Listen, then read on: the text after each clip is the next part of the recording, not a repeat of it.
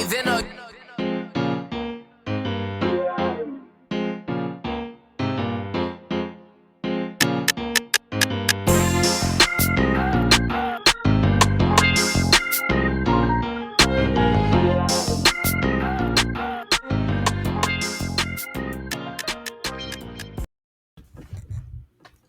What up, what up, what up? Welcome to the very first episode of New Orleans Basketball, aka Pels Pod. Welcome to this show. Again, we decided to do a rebrand to get more consistent with NOF and the NOF network. So we're excited for you guys. In terms of the content, it'll be the same. We'll be talking Pelicans basketball nonstop, but coming to you guys in different facets. So how we doing today, Garrett? How we feeling?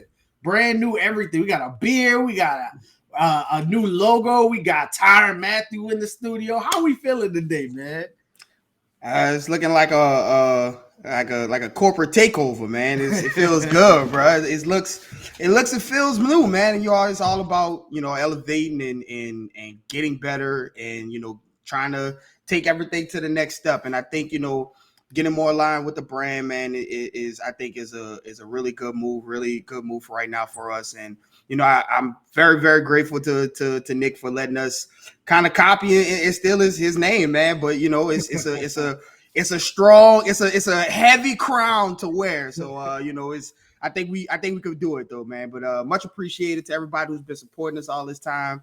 Pels Pod will always be, it'll always be what it was, it'll always be what it is. But the content doesn't stop, the message doesn't stop. And I'm ready to get after it, man. So let's get to it. Yes, sir. Before we jump into basketball and get into the details of this playoffs that the Pelicans are not a part of, make sure y'all follow us on Twitter at the new handle. That's NO Basketball with no E. That's on IG. That's on Twitter. That's on anything you subscribe to or you watch on social media, TikTok, whatever it may be. So again, we're coming to you guys from different facets and things like that. But let's talk about a little bit of the rewards given out this week. So today dropped the all rookie teams. Dyson Daniels was not a part of it. Obviously, EJ Liddell missed the entire season.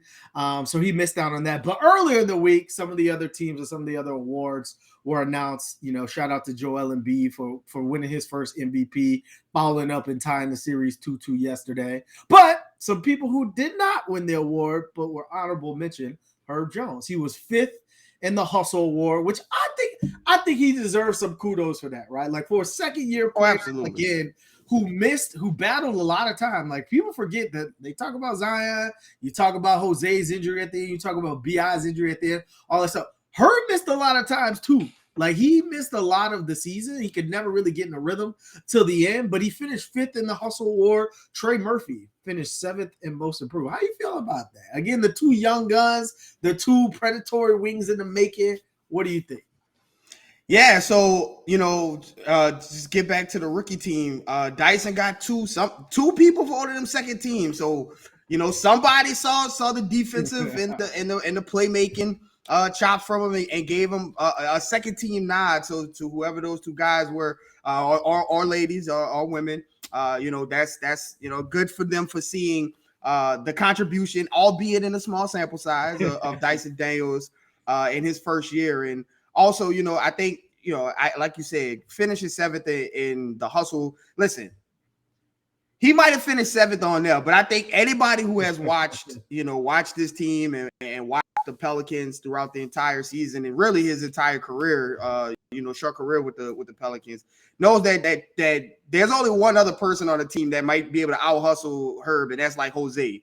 But I think Herb, this is recognition, continuing recognition of his hustle, his defensive chops, his ability to get through screens, get around screens, fight through screens, not die on them, taking the best offensive player on every the opponent's team every single game, and not complaining about it. So I see somebody's asking, Tedra's asking about the first team defense. I don't think the defensive teams have been announced yet. I think Trey Murphy said it best Tuesday. I think tomorrow. Trey Murphy said either tomorrow's a day of celebration or a day that they riot. So it should be an interesting time at that point. But I do think he'll get a nod for either first or second team. Listen, Herb is loved by a lot of coaches who vote for those things. And as far as Trey Murphy goes, listen, he obviously got a bigger role, and that's usually what happens with most improved players. They take on a bigger role. They take on more of the responsibility on the offensive end. And I said it at the end of the season, towards the end of the season, that I think Trey Murphy should usurp CJ McCollum on the shot hierarchy. And this is that, him finishing top 5 and top 7 in most improved shows that, you give him a little bit of opportunity, a little bit more responsibility, a little bit more, in the offense.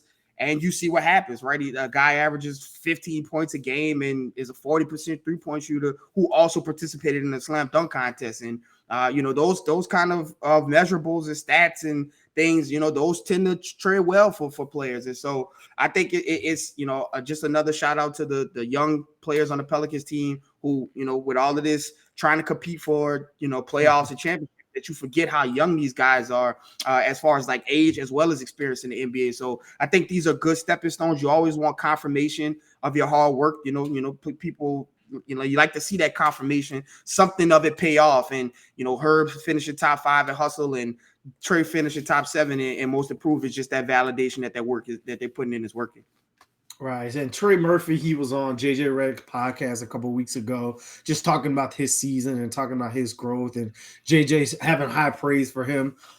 But this week, JJ had Tim Legler on the podcast. He had some interesting things to say. Again, JJ's time with the Pelicans, let's call it similar to this season, or a little bit of a roller coaster, right? Like everybody was excited, and then everyone was like, oh, it's time for JJ to retire. And then he's like, oh, it's the quietest locker room in the league. And then I was like, oh, the Pels only have 12 fans. So it was a rocky relationship to stay. But he had Tim Legler, which, again, if you guys aren't huge basketball fans in that way, Tim Legler was the trusted basketball minds around the NBA. He talked about some MVP level talents that haven't won yet, right? The first name, obviously, that came up was Zion Williamson, and JJ talked about if he can figure out how to stay on the court, he'll be in that race. But he also mentioned a dark horse candidate at some point in being Brandon Ingram. And again, he has no reason to buck up Brandon Ingram. Again, his time with the Pelicans wasn't great. It didn't end great. It didn't start great. So he had no reason to really kind of sing praises of Brandon Ingram's name. But the fact that he mentioned 2 players on the same team that haven't gotten out the first round in a multiple years, was that something telling to you? Or was that like, man, if those guys could just stay on the court, what could you be watching right now? I mean, listen, hoopers recognize hoopers. And again, JJ Redick has his history with the New Orleans sports fans and with the Pelicans organization. But one thing you can't deny is the talent that's on the Pelicans, right? And again, this is the team of if they stay healthy, right? The New Orleans, if they can stay healthy, Pelicans are a top 3 seed in the West. And you saw it when the guys were clicking and playing and Brandon Ingram wasn't out there, but Zion was out there. But, for JJ to see it, right, this is a guy who's in the locker room who may have all of these bad feelings toward the Pelicans and, could do all that, but knows that the talent that is there between Brandon Ingram and Zion is, there's not a lot of people who have that kind of talent, top-end talent on their roster. So, I think it's a micro. You hear people talk about, like, there was a podcast earlier in the season. Well, I forgot who was on it, but they were talking about Brandon Ingram and how people are asleep on Brandon Ingram. And the guy, it was an NBA player. I can't remember. I can find the tweet and maybe retweet it on Twitter later. But he was like, no, maybe the basketball community is asleep on Brandon Ingram, but NBA players are not. They know how great he is. They know how good he is. And so this is obviously another showing to for JJ Redick to come out and say what he says about Brandon Ingram and Zion. But I mean, he's right. I mean, the talent is there. It's just the health, man. Can the health keep up with the talent? Because if so, we talking about, you watching some of these NBA games, right? And some of these playoffs games, and you seeing Embiid and Harden, and you're seeing Jamal Murray and Jokic, and you're seeing Kevin Durant and Devin Booker. And we talked about this off the pod. Like, the Pelicans have a punch that, right? They do. But again, can the health stay there? Right. So Some things that are not staying there is Bud out in Milwaukee. So again, this guy is not far away from winning an NBA championship. His brother died during the first round of the playoffs, but he's out in Milwaukee. And so you look at it from a grand scheme of things and say, hey, the Bucks were beat up. You know, the Heat took advantage. They've been there and they took advantage of it. Giannis was walking around with no back. But what does that really tell you? To me, windows are small in the NBA, man. Like you could go from winning a championship to being out as a head coach in a couple of years. Rav, you could go from having the number 1 seed in the West and winning 60 plus games, and in 2 weeks you are out of a job. Right. And so you look at that and you look, Middleton's aging pretty poorly in terms of like his issues season after season. Brooke Lopez is free agent. Drew's not getting any younger. And so like the question is like, will Giannis stay there? But on the flip side, the Pelicans like, well, we hope he don't, because if not, you were looking at I saw a meme the other day, you looking at them Lakers picks, like, ooh, we might get some good, but them Bucks picks could quickly turn into some gold in that match. And we're going to talk about picks and what that means to this organization moving forward. But the purpose of today's show and what we really want to get into is, again, you saw in this series with Phoenix and what they've been able to do in terms of catching up, and even the series with Denver. Chris Paul goes down, and all of a sudden they've got to play with more pace. They've got to pick up the momentum. They've got to shoot shots early in the shot clock. And Devin Booker is, God knows, he is thriving right now, and Kevin Durant is feeding off that as well. You look at those things and say, man, the Pelicans were so much better when they were playing up tempo and playing with all that pace and playing with all that energy. They look like a well-oiled machine and a better offensive unit. And so you look at this Pels team and you look at the roster, you're like, man, that guy's 22 and that guy's 21 and that guy's can jump out the gym. Why were they the 16th ranked team in the NBA in terms of pace? And so I want to dig into that a little bit. So you've heard David Griffin talk about it in his postseason presser. We've got to play with more pace. We've got to play with more tempo, because that's how you beat teams before they can set up in their defense. Willie Green talked about it all season long. We've got to play more tempo, but it just never came. And my question to you is like, do you think that was more because of how the roster is designed with like CJ and JV and BI being more like half-court players versus all the young guys coming off the bench? Or do you think it's because like they don't really have a rim running big? They don't really have, the items to play up pace. What are your thought process on that? I'm gonna go with a Star Wars reference and say that only a Sith deals in absolutes, because I think it's a little bit of both. So when you look at the Pelicans roster, and I tweeted about this like during the during the play-in game, when you have, when Zion goes out, right? Zion is the motor, right? He is not constant motion up and down the floor. So you take him out of the game and you look at who's available, right? At the offer, you look at Brandon Ingram, you look at JV, you look at CJ McCollum. All three of those guys, they do best asset is ISO ball scoring. Whether it's in the post with JV, you're not running pick and pops with JV or running picking, and flare screens and things like that. Yeah, you're not doing those things with JV. You're not doing the spatial things and the pace things that you need with JV. Same thing with CJ McCollum, right? CJ McCollum is I always talk about it. When the shot clock gets down to the bottom or the game boils down, what is your go-to, your go-to aspect of your game? And for CJ, it's hezzy, in out, step back three, step back long two.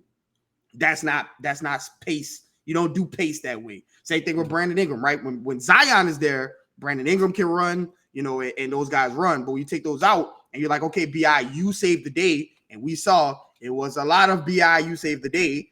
He's not trying to come off screens and move. You watch Steph Curry and Devin Booker get the ball, come off it, run off another screen, get up. That's not what Brandon Ingram's doing. Brandon Ingram is like, okay, give me the ball and watch me go one-on-one and hit death by 1,000 cuts over and over again. So when you have the roster and the majority of your offense structured, around those three guys, you're not going to have a lot of space. You're not going to have a lot of pace, right? You've heard Larry Nance talk about it in the spaces when he was like, listen, all the guys that are on the team like to score in similar, similar spaces, similar places on the floor. And You saw that, right? And you saw that. And then when you go back and you look at the, having a center who's a rim runner or an athletic center, we saw when Jackson had to play, right? When Willie had no other choice but to play Jackson, even if the team wasn't like incredible, they looked different. They got up and down the floor. Jackson was leading people down, beating other centers down the floor.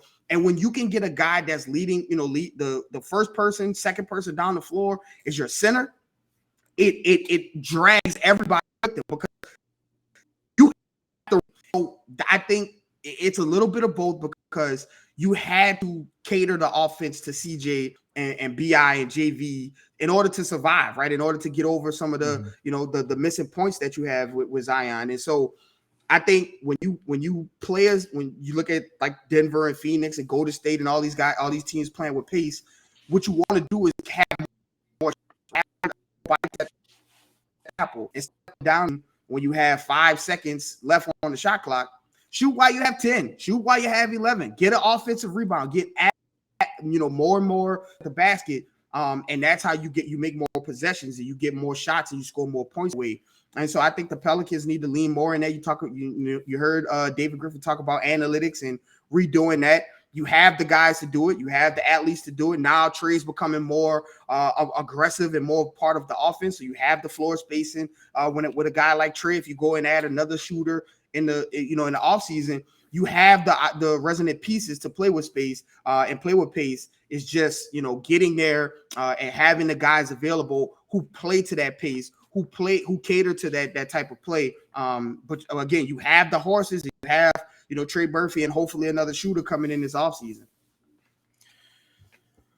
So I have a different opinion. So again, we talked last week about how, I'm not judging Willie Green based off of what he's produced so far because he's had some very strenuous situations without playing most of these past 2 seasons without his best player and without his 2 best players, a lot of it.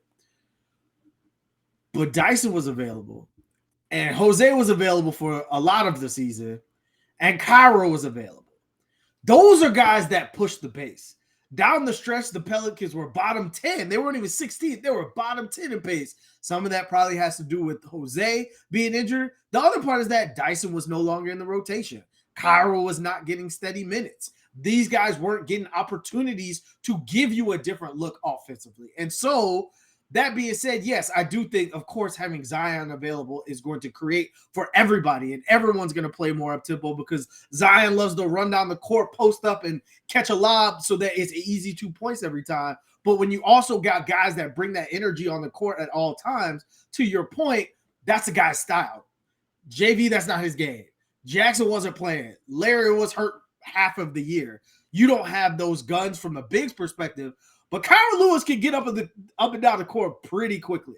And so for a guy like that to be thrust in a playing game after not playing a month, I think that's a little bit indicative of him not getting an opportunity early in the season. Again, there were a couple games there in the middle where Kyra had it going. He came in, Willie Green said himself, he gave us a burst that like we've been looking for.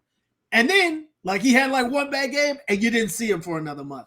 I just think that there's something there where, again, and we'll talk about this a little bit later in the episode, I think Willie's got to be a little bit more flexible with what he has available and be able to use the things that his team is missing. That's the benefit of having a deep team that has a lot of talent. So it's not just the pace peeps because the Pelicans were actually a good transition team.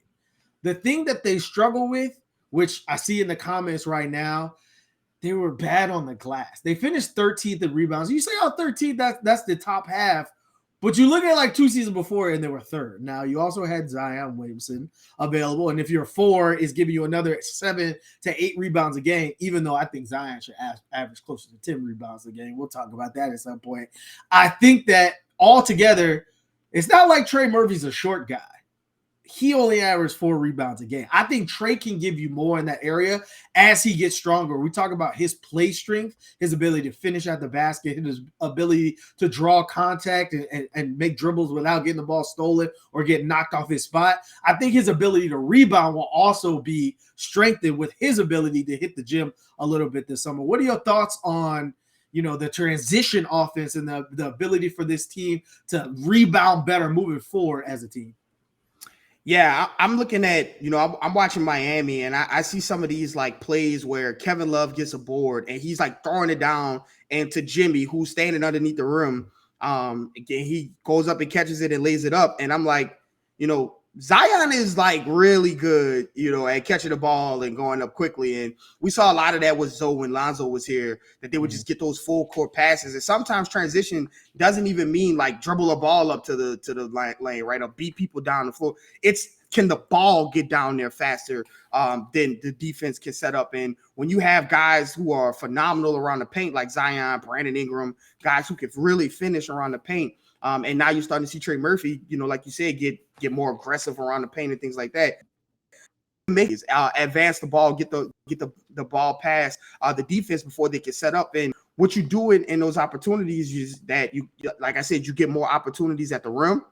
You get more shot opportunities, period. But what you also do is that it fits tired out, right? If they have run the entire game because they're so worried about, is Zion going to catch it right at the rim and things like that, that bends the offense, that bends the defense, it bends the entire game plan. And so, I think Trey Murphy on the board it might be a little difficult for him because what they ask him to do is like sprays the floor, and it's kind of hard to get rebounded if you're shooting from 30 feet away at the timeline and you're dropping it in. But defensively, obviously they can all crash the ball the boards more. When you start a lineup of when you have a lineup out there of Trey and Herb and Brandon Ingram, these are tall, lanky, athletic guys, right? And you throw Zion in there, who's going to get every rebound, and even JV, right? JV should be getting almost every rebound if two people have to box out Zion.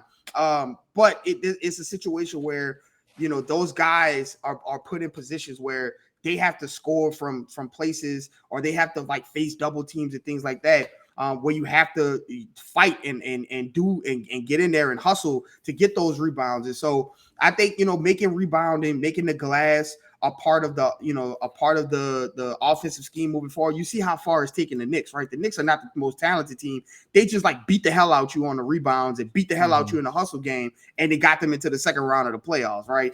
Donovan Mitchell was probably the best player in that in that series, and then the Cavs also had Jared Allen and Evan Mobley and Josh Hart and Mitchell Robinson just bullied the hell out of them. It's all about will. It's all about wanting to get in there and get your feet. Get your hands dirty and get your feet dirty in there doing the dirty work. And so when you have these guys, it's a push and pull, right? Because you have these tall, lanky wing guys, but they're tall and lanky, right? You start playing Julius Randle, who's in there throwing feet and elbows and everything else.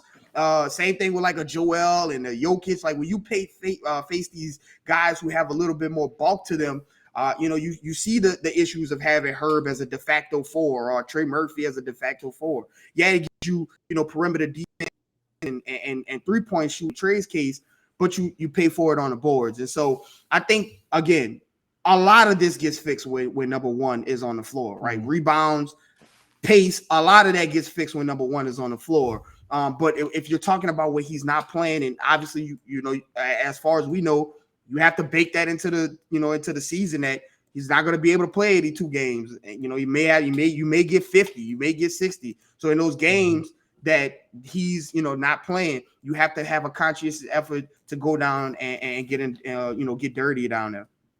Right. I hear what you're saying, and Trey does hang out on the perimeter a good amount, but CJ McCollum averaged more rebounds than Trey, and so I can't I can't let him have that pass. I just can't. The times when you really saw Trey start to kind of light up the stadium when he was getting those extra effort plays where he come out of nowhere and sky over for an offensive rebound. Like I think more of that has to come from Trey, and I think it's in his repertoire to do it as well. The first thing I noticed in Summer League that very first time with Trey Murphy was his ability to defend and his ability to rebound. And I said, those are two things that are going to come out. They haven't materialized up until this point, but I do think like as he continues to grow into his body, those will be two areas where he excels in. Now, an area where the Pelicans did not excel in is passing. We've been talking about this for like multiple seasons. Like, the Pelicans are a below average passing team. Like they struggled to make the entry pass, which I get. Like, not a lot of people throw it to the post anymore. That's not like a huge part of the NBA game when you go from team to team. But like, also like the lob pass. Like sometimes, more times than not, you'd be like, don't throw the wide open lob because there's a good chance it ends up in the 10th row. Like the team is just not a great passing team. And so I see people in the comments, I've heard this before. Do they need like a true point guard? They finished 21st in turnovers this year. I'll answer this one first because like I feel passionately about it. Let's look at the teams in the playoffs right now. That's all Denver, Jokic, and Murray. Murray's more like a 2-guard than a 1-guard, but he plays point guard. Philly, James Harden, and Joel Embiid.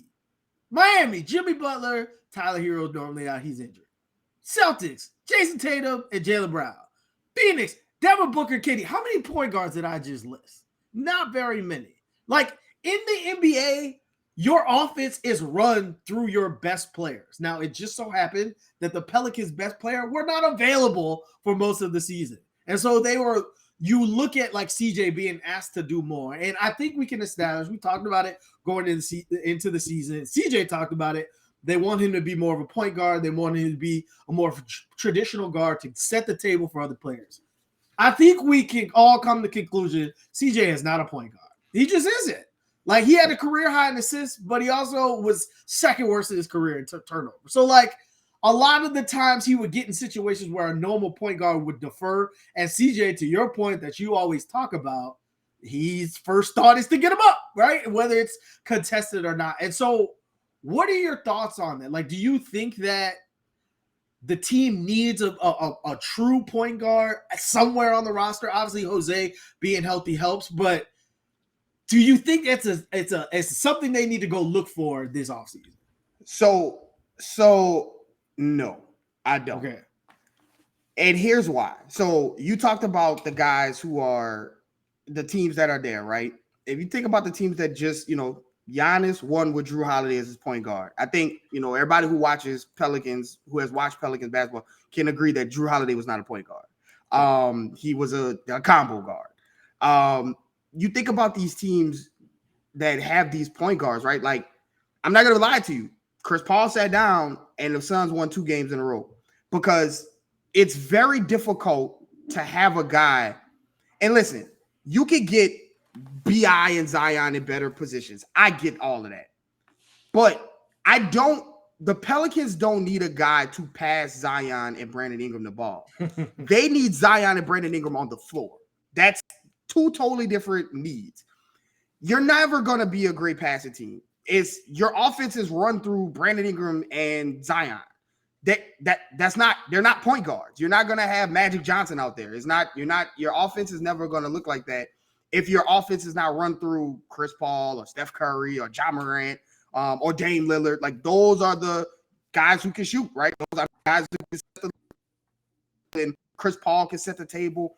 But we always talk about it when you're in the NBA, when you're in the playoffs, unless you have the greatest of all time, your offense needs to run through Giannis and Kawhi and Jokic and Kevin Durant and Booker and the guys who go get the ball. And so if you're in the playoff series, right? And again, you talk about, people talk about, go get a point guard. Okay, fine, go get a point guard.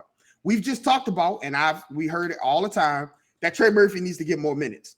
You always talk about it. If you throw another person on the floor, you can only have 5 out there. So somebody has to come off. So are we talking? So we know 4 people already are on the floor. Well, 3 for sure. Brandon Ingram, Zion, and CJ. They are going to be on the floor. Whether you want CJ on the floor or not, that he is a veteran. He is going to be out there when the chips are on the floor. I would venture to say you probably need to have Herb out there to play defense, to guard. So that's 4 people. We've already talked about Trey Murphy needs to close. So that's 5 people. So is this point guard going to be the 6th man? Or are they going to run 6 out there and have, you can't do that.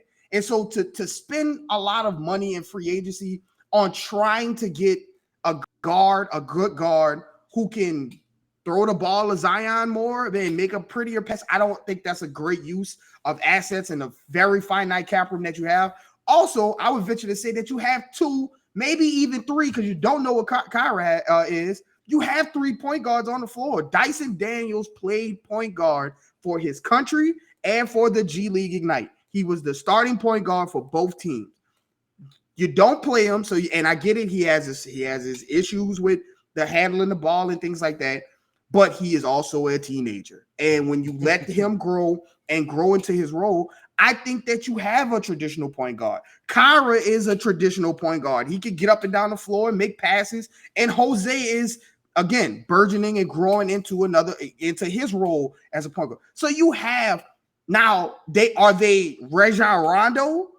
Are they 0 points, 25 assists in a game? No, they're not that. But you don't need that in today's NBA. When you look at the hierarchy of the best teams in the league, the ones that were run by point guards, Ja Morant, he's out of there. Dame, they didn't make the playoffs. Chris Paul, he can't, you just have a lot of guys that, when you get into the playoffs, these point guards who can just set people up, they're not as useful as you think they are. And so the Pelicans issue is getting number 1 and number 14 on the floor. CJ is not a point guard, and he will never be a point guard. And I think that the Pelicans did a detriment to him early by trying to get him to be more of a point guard, because that's not what you brought him in to do. And if you brought CJ McCollum in to play point guard, we need to have some discussions about roster construction, because that's not why you bring CJ McCollum into your organization.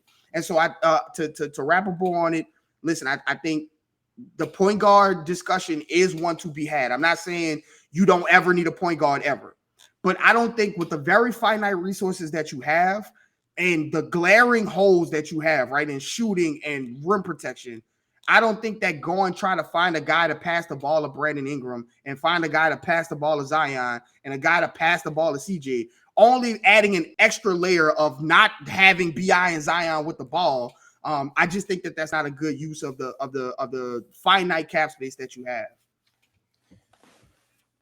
So one thing I'll argue with, I actually think Zion and Brandon Ingram are excellent passers. Like, Brandon Ingram has grown into his playmaking over the last 2 seasons and really showed me something this year in terms of his ability to facilitate. Like, it was right when the light bulb turned on for him that, hey, when I come back from injury, I can't shoot us to victory. I got to be everything. I got to pass the ball, set up for other people, score on my own. And again, like, I went back and watched some early season Zion, and he was creating for other people unlike anything I've ever seen from somebody of that size and of that stature. And so in that regard, I 1000% agree with you that you don't need a true point guard. Like, the offense should run through them. The problem is them not being available. And I love that you bring up Kyra. I love you bring up Dyson, and I love you bring up Jose. Here's why.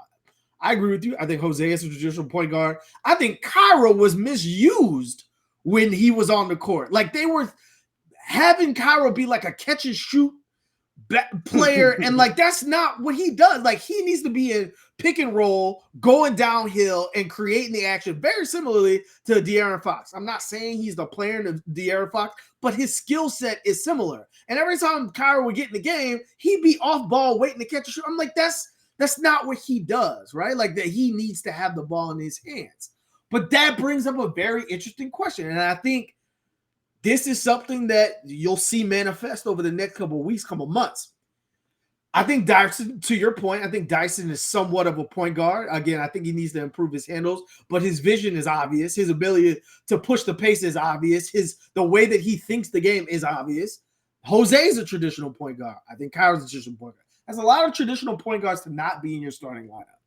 So my question to you, other than adding a shooter, everybody in the world knows the Pelicans need more shooting and need a rim protector. But do one of those 3 players need to be changed out for a scorer? Because you bring up an excellent point. If the ball is going to be in CJ McCollum's hands and Zion Williamson's hands and Brandon Ingram's hands, it ain't going to be in Jose's hands and Dyson's hands and Kyra's hands. So you need someone to supplement their games by giving you the ability to score in a pinch, which you saw was the Achilles heel for this Pelican team when both their stars were out or one of them was out or whatever it may be. So my question to you is, should they be looking to get more of a scorer off of the bench that can help you on a given game versus having 3 traditional point guards that may or may not play throughout the course of the season. Yeah, I think you do. I think it's funny, and I'm gonna invoke this name, and it's gonna set some fire. But man, wouldn't Nikel be good with like just having a guy just to go get to score and play up? We saw him in the playoffs. Just that's the kind of the guy you have. You talk about him, like a guy like Cam Thomas in Brooklyn, right? Who like he just got him up. Like he just came in and got him up. He is I got him up. And it kind of goes into what I've been talking about. What we've been talking about it in CJ's role, right? You need that kind of guy to come, and maybe that's a situation where, and it's not gonna happen. It's not. But in a perfect world, CJ could be the guy to come in and give you 20 points. Don't worry about getting shot, getting Brandon Ingram involved. Don't worry about getting Zion involved. Don't worry about finding Trey Murphy. Don't worry about finding JV. Shoot. Go in there, score, go crazy, beat a Lou Williams, beat a J.R. Smith, beat a Nick Young, be that kind of guy off the bench, and then maybe you start one of those guys, a Dyson Daniels to kind of pair with Herb as your defensive dogs on the wing, surrounding B.I., JV, and that. But yes, I do think that when you have these three guys who, are pass first players, right? All three of them are pass first players. Kyra, you saw him use more of a shooting type of, in that shooting role, that rover role. But if you saw him for Birmingham, he was getting them, getting the ball up, getting guys involved and things like that. So you have to pass first guys off the bench, especially when you not going to play two of them. Jose got his minutes, but Kyra and Dyson, they just were not part of Willie's rotation. You can take one of those guys, and if you're not going to use Kyra as the point guard role, then you need to have him, you need to have somebody in there who, instead of using Kyra as a rover and scorer, go get a guy who fits that, right? Go get a guy who fits that role. It's about, it's not about getting guys on the roster, it's getting guys on the roster that fit, right? You don't need just lottery pick after lottery pick at point guard. You need to find people who fit roles. You needed a rim protector, and JV was not the guy. You needed a rim protector, and you subbed in Larry Nance, who was broken down. That's not the type of, those are not guys who fit what you needed at that point. And same thing with the guards. And I think that if you could get a guy, and take Kyra, if you're not going to use him, and turn him into just that I guess that roster spot, and turn him into a guy that can score. Hell, Garrett Temple's making $5 million. You can find a $5 million scorer in the NBA right now. You can go get a guy who can get buckets for $5 million or less, right? Hell, go get Cam Thomas, right? He's on a rookie contract, and he can get buckets. So there are avenues and ways to do it. I think what it all boils down to is what you said earlier. You have to be flexible and be willing to play the guys, and see what you have in guys before you just shut them down for the season and they're sitting on the end of the bench twiddling their thumbs. And so I do think there's a way to kind of transform that spot, that backup guard spot, since Jose seems to have a linchpin on that position as backup point guard. And then if he doesn't work out, you would assume that Dyson's going to get more playing time this season coming up. That second guard spot can be a guy that scores. You can't keep relying on Najee to be a scorer and off the bench. As good as he is, and as many things as he brings to the bench, you need another guard that can go get a bucket, break down a defense, and not continuously just they flip out the DJ to Jose to Dyson, and all of those guys are looking to do, outside of CJ, is pass the ball to Brandon Ingram, pass the ball to JV, pass the ball to Zion, pass the ball to CJ. You got to be able to have a guy that say, you know what, I can take this guy in front of me off the dribble. Look at what Gabe Vincent is doing right now with Miami, who, is undrafted, unheralded. Just bring him in the court and let him score, let him do what he do, and be comfortable enough to speak confidence in these guys and put them on the floor and let them play. So you bring up a good point, and it was reported earlier this week that from Christian Clark that the Pelicans were looking to add some boost to the coaching staff, right? In terms of adding someone with a little bit of head coaching experience. Now you got Teaspoon, who's been a head coach at a different level and things like that. But other than that, the staff, it's mostly guys. And again, I'm still not sure how Mike D'Antoni is like linked with the team. Like he's there, but then like he's not there. So like I'm not sure how much he has input on the team. But all in all, you just don't have a lot of veterans on the coaching staff, and you have now a third year head coach now. My first question to you is like, do you agree that that's a need, that you need to go get someone with experience to kind of help mentor Willie Green? What are your thoughts on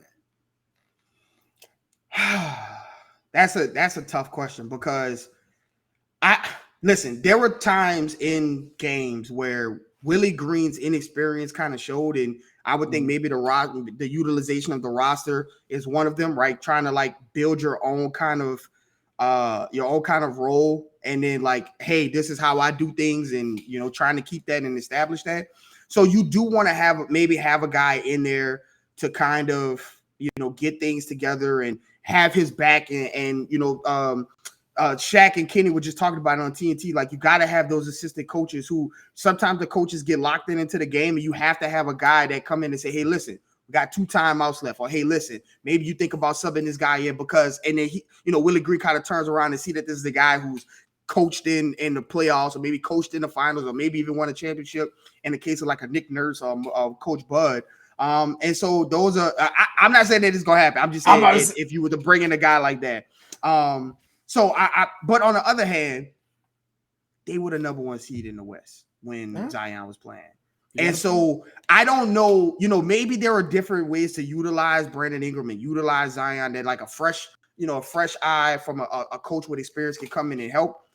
But I just think that, if you with Steve Kerr had Willie, the same guys that's on the bench. Steve Kerr had those guys winning championships, right? Obviously, Mike Brown was on his bench, but like Mike Brown had LeBron, right? He wasn't like he was, playing chess with like the not good players. It's like, yeah, LeBron, just go. You got LeBron. And so like Steve Kerr had Joe Mazzulla, right? And Mazzulla's running into some things where he's not using timeouts at the end of games, but he's 2 games away from the conference final, coming in as an interim after the head coach got fired.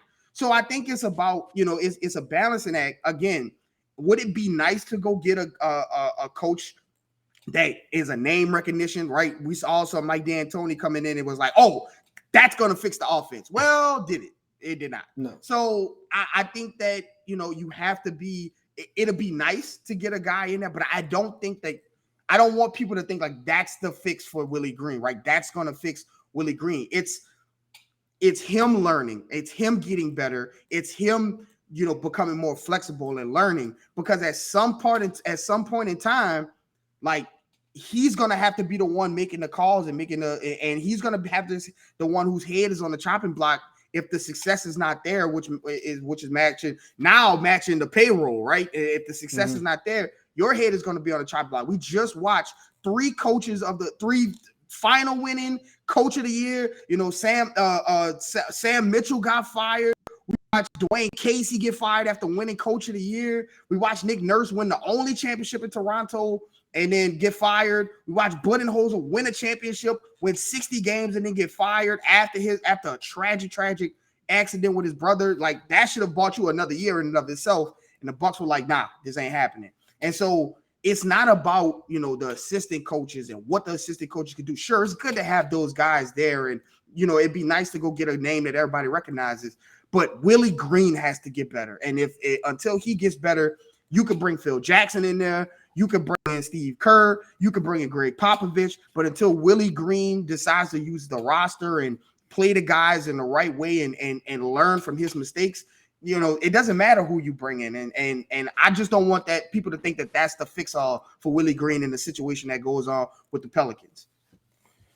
I agree with you.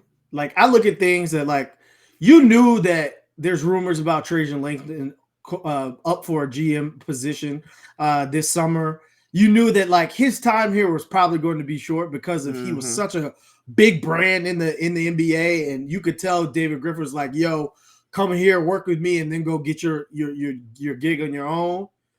Same thing with Jared Collins. Here's my argument to, hey, you got to go get somebody with a head coach experience. Jared Collins up for head coach of the Detroit job and fighting for that job and things like that. So if he's good enough to go be a head coach somewhere else. He also has a really good relationship with Willie Green, dating back to their experience at Golden State and other places as well.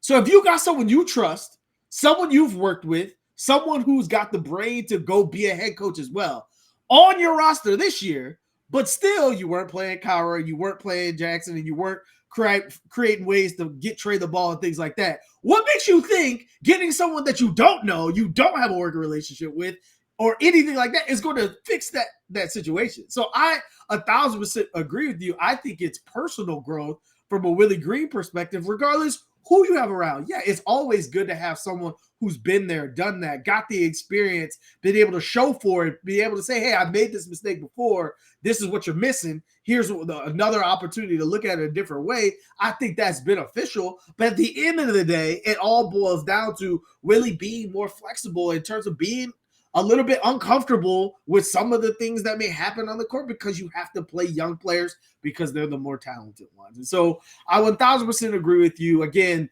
the roster, the coaching staff, the front office may look a little different heading into next season, but I think it all is going to depend on, can the players stay healthy? Can Willie Green adjust and become more flexible going into the next season? So speaking of next season, there is a new CBA to talk about. And I think this is something that we really look at, and on the surface, you're like, man, this is good for the Pelicans, but something to take a deeper dive at. So, Woj came out and said, he projects a lot of trades because it's going to be more difficult for those teams that are spending globs of money at the top to keep those teams together, because it's just going to be so tough to pay the guy at the end of the bench, the guy that you bring someone in a mid-level. Like, it's going to be so hard to get those players when you have such a high payroll, or you're so deep into the luxury tax and things like that, that for a team like the Pelicans that have, for the most part,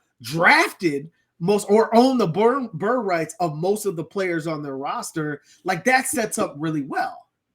But then you look at things, and like, I want you to answer this question. It's like, okay, if there's going to be a lot of trades this summer, and teams are going to be looking to get off some salary cap because they don't want to pay these ridiculous tax at the top, does that help or hurt like a potential like JV trade? Because he's got an expiring contract, but if I'm some team that, is in the middle or somewhere close to the top, do I want to eat $15 million in a trade? Or are you only looking at some of the teams that need to fill up their salary cap so they don't have to pay the players more because their salary cap is too low? What are your thoughts on the potential new CBA hurting JV trade this summer? Yeah, so it's not. So on one hand, it is the money. It is the money situation, right? Because, like I said, there's the second tax apron that if you go over the second tax apron, there is a steep. You think the luxury tax is bad. Now you cross that second tax apron, you better be ready to spend some money. But I think what also is affecting the teams that are thinking about this is the fact is all of the penalties that you get when you get to that second tax apron. You don't have a mid-level exception to use. You can't sign anybody off the buyout market. You cannot get trade first round picks like 5 years out. You can't do any of that when you're paying crossing that second tax apron. And so it's a lot to, like, it's not just like, hey, I got to pay this money. It's a lot of like financial penalties and roster construction penalties that you have to pay. And I think that plus the financial penalty can kind of water down the trade market, right? Woj is talking about, teams that he's expecting a lot of trades.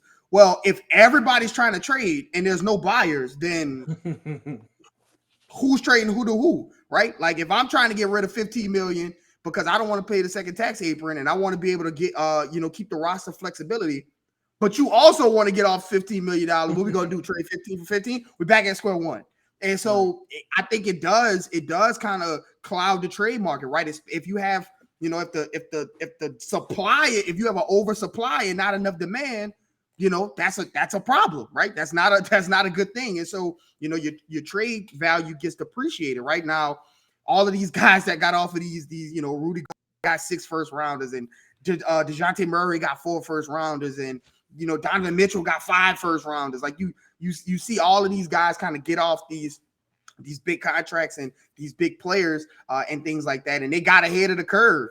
But now, if you're thinking about JV, you're like, man, you could get JV is serviceable. You could get 20 and 10, right? This is a guy that you can move and get XYZ. Well, not if everybody is trying to trade and everybody is trying to get rid of everybody. And so I think it does kind of put a damper on the trade value of a Jonas Valanciunas or any other, middle tier players, that are not superstars, right? If superstars want to get moved, superstars will get moved, right? You move heaven and earth for, a Joel Embiid, a Jimmy Butler, Giannis, Luka. You move heaven and earth for guys like that.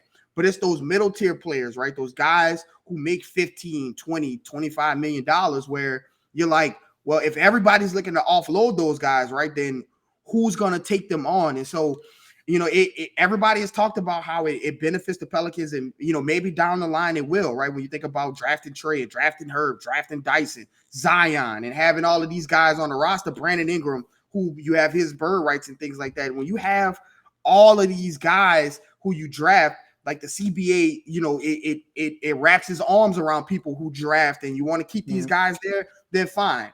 But what happens is that the other ramifications of the CBA tend to have a trickle down effect, and before you know it, you're standing in the front of the line like, wait, we gotta so we gotta trade, we gotta get our roster better, but nobody wants to accept any of the players that we have, and so it's gonna be a fine line. This is what the front office gets paid the money to do. It's going to be a fine line to walk between, getting the roster better, but also not just trading JV. If they decide to go that route, not just trading JV away just for the hell of it. You want to make sure that you're bringing in somebody who will, again, fit that spot and fit that role that you need. It's just going to be very difficult to find that guy when everybody's trying to trade and nobody's trying to take money because they're trying to avoid that second tax apron. The other thing to think about, on top of all of that, not so much next year. Again, the Pelicans are going to be up against the luxury tax line going to next year, but I think they could probably stay underneath it and still make some adjustments here or there. But in 2025, when CJ is due to make $30 million and Trey is a restricted free agent and BI is an unrestricted free agent, no longer on the fund mix, so no longer making 30, 33. Now you're talking 40, 42, 45. That's when, again, Will just talked about, it's going to be hard. Herb Jones. It's going to be hard to keep three max players, right? And so if you've got a Brandon Ingram, if you've got a Zion Williamson, it's going to be hard to keep CJ at $30 million in 2 years, especially when you got to pay Trey.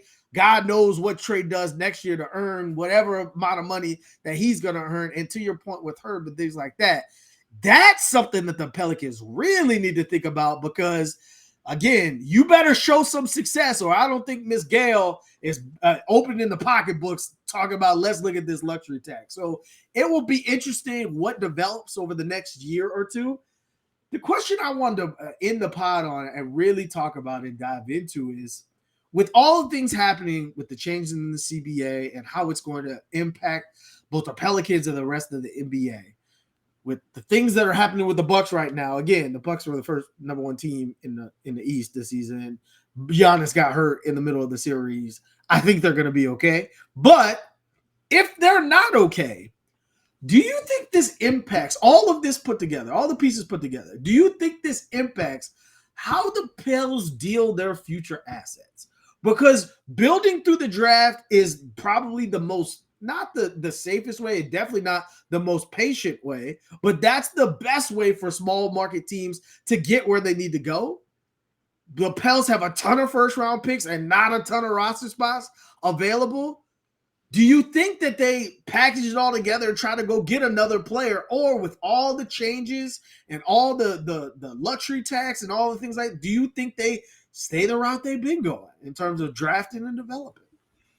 I think it's going to be a very fine line because when you're right on the luxury tax, right, when you're right on the line, you can't just trade out picks and get a player, right? Somebody has to go out. And so when you talk about players to go out and really getting this team better and improving this team, again, we're talking, you're going to have to trade out some salary. And when you look around and you look at the salary on the Pelicans, you got Zion, Brandon Ingram, CJ, and then JV, and then like everybody else, right? Everybody else is just kind of in a small or to medium intermediate contract. And so it's going to be difficult when you have these Bucks picks, right? And again, just because they lost in the first round and Bud got fired, like we've seen teams bounce right back, right? We've seen teams bounce right back, and when you have Giannis on the team, I think that you always have a shot. And so, those picks, I don't know just how much those picks are like starting to turn eyes as far as the NBA landscape just yet. We'll see next year, right? If they start, it starts changing next year. It's all tied to Giannis. Okay, what's going on? Right. You got this whole offseason. Giannis can extend I think in September. And if he decides to not extend, right, for whatever reason, right? If he I'm just gonna get a new deal and in Milwaukee. But if he doesn't extend, that's when those wheels start to turn, right? Like, okay, well, if you're not going to extend, we need to know if you're going to stay, because if not, we need to get something for you. So we need to trade you away. And if you trade him away, then those picks start to get exponentially better and things like that. And so, that'll be the time where you start to think about it. But this offseason, I'm not too sure if it changes anything right now, simply because people are going to be, this is the adjustment period to the new CBA, right? Everybody's like, okay, what do we need to do? All right, we can't go over that number. Okay, well, we can't take that person in. We can't take that person in. We need to offload this contract and attach two first to get under the luxury tax so that we can add on the buyout and things like that. So I think this offseason will be the feeling out process for everyone to kind of figure out what's going on. And it sucks for the Pelicans because this is the offseason where you need to get better, right? This is the offseason where you need to start making the moves around the edges or in the starting five or whatever to kind of, all right, we need to move in one direction. But I don't think it changes the outlook this offseason just yet. I still think there are ways to get better, right? You got Garrett Temple's money. You can package those up and go get a small upgrade. Maybe throw in Kyra to spice it up a little bit to a team that's looking to get off of a smaller-ish contract and kind of just move that money into that spot, trade two players for one, or things like that. So I think there are ways to get around it. But as far as like the picks and the CBA go, I think that this is the all season where everybody's going to try to figure out what the hell is going on, and then move as the trade deadline comes and things like that. But the Pels have these Bucks picks, and if Giannis, Drew like you said, Drew is going to be needing a new deal. Is Chris Middleton going to opt out? When those dominoes start to fall, and only then I think those picks will start to kind of turn eyes in the NBA world. But I don't think they're there just yet. I agree with you. So with that being said, that's it for the first episode of New Orleans Basketball. Again, I appreciate you guys rocking us for this 3 years. It's been a pleasure, and we got nothing but more stuff coming towards you. Before I pass it over to you, I got to give a shout out to my son. He turned 5 today. Yes, sir. King Juju, shout out to you. Daddy loves you. Keep being great. I'll stay out your way. But with that being said, what you got left for the people, Garrick? As always, you never know what people are going through. These are so give somebody a smile today. These are new times, new days for all of us. Again, like my brother is saying, man, we appreciate all the support over these years. It's so much fun getting to meet you guys out there in the world and at the Pels games and at these different events and things like that. It's so much fun to connect with you guys, and we look forward to bringing this platform up to a new level, man. We got the New Orleans dot before the name, bro. We gotta do it right. So as always, follow me on Twitter at Garrick_Rattler. Follow my brother at Raphael_Rattler. Follow us on Twitter at NO Basketball without the E, and on Instagram at the same. And of course, subscribe to New Orleans Network, and we'll see you guys next week.